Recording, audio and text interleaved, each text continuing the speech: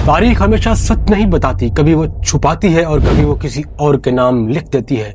आज दुनिया रेनेसांस को यूरोप की बेदारी कहती है, मगर ये कहानी मुकम्मल नहीं।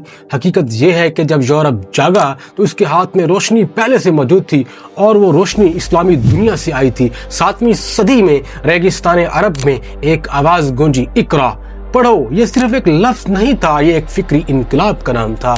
यही वो लम्हा था जब इल्म इबादत बन गया और एक ऐसी तहजीब ने जन्म लिया जिसने दुनिया की समत बदल दी। वक्त गुजरा और इस तहजीब ने इल्म को सिर्फ सीखा नहीं बल्कि इसे संभाला, बढ़ाया और दुनिया तक पहुंचाया। फिर तारीख हमें ले जाती है बगदाद की तरफ, एक ऐसा शहर जो सिर्फ एक दारुल हुकूमत नहीं था बल्कि इल्म का दिल था। यहाँ कायम हुआ बैतुल हिकमा यानी हाउस ऑफ विजडम, जहाँ यूनान, फारस और हिंदुस्तान के उलूम को जमा किया गया। उन उलूम को सिर्फ महफूज नहीं किया, लेकिन मुसलमान सिर्फ मुहाफिज नहीं थे, वो तख्लीक़कार भी थे। उन्होंने सवाल किए, तहकीक की और इल्म को एक नई जहत दी। अगर आज दुनिया अरिस्टोटल यानी अरस्तु और प्लेटो को जानती है तो इसमें एक बड़ा किरदार मुसलमान उलमा का है। उन्होंने उनके नजरियात को न सिर्फ महफूज रखा बल्कि उन पर तनकीद की, उन्हें मजीद बेहतर बनाया और आगे बढ़ाया। यही वो बुनियाद थी जिस पर बाद में यूरोप ने अपनी फिक्री इमारत खड़ी की। फिर अंदलस का दरवाजा खुलता है, वो स्पेन जिसे मॉडर्न स्पेन कहा जाता है।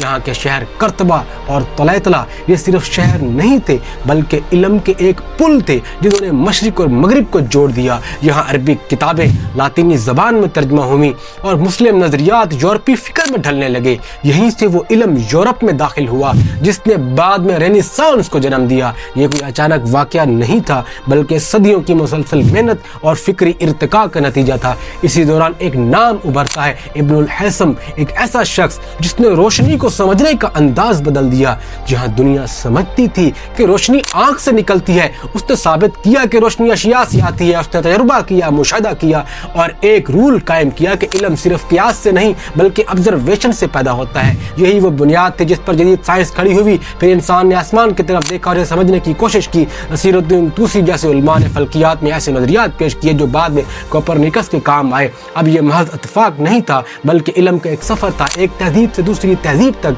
और फिर आता है दोस्तों रियाजी। आज हम जो 0 से 9 तक हिंसे इस्तेमाल करते हैं वो यूरोप की इजाद नहीं बल्कि मुस्लिम दुनिया के जरिए दुनिया तक पहुंचे। अल-ख्वारिज़मी ने अल-जबर को एक बाकायदा इल्म बताया और अल-जबरा इसी लफ्ज़ से निकला है।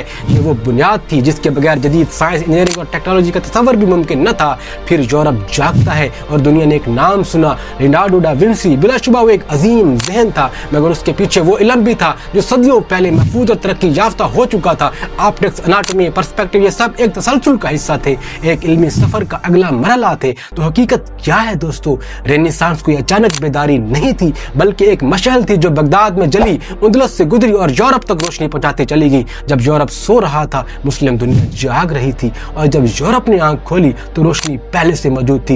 ये सिर्फ मुसलमानों की कहानी नहीं है दोस्तों, ये एक इंसानियत की कहानी है और शायद हमें इसे दोबारा पढ़ने की जरूरत है क्योंकि तारीख सिर्फ वो नहीं जो हमें बताई जाती है बल्कि वो है जिसे हम खुद दरियाफ्त करते हैं।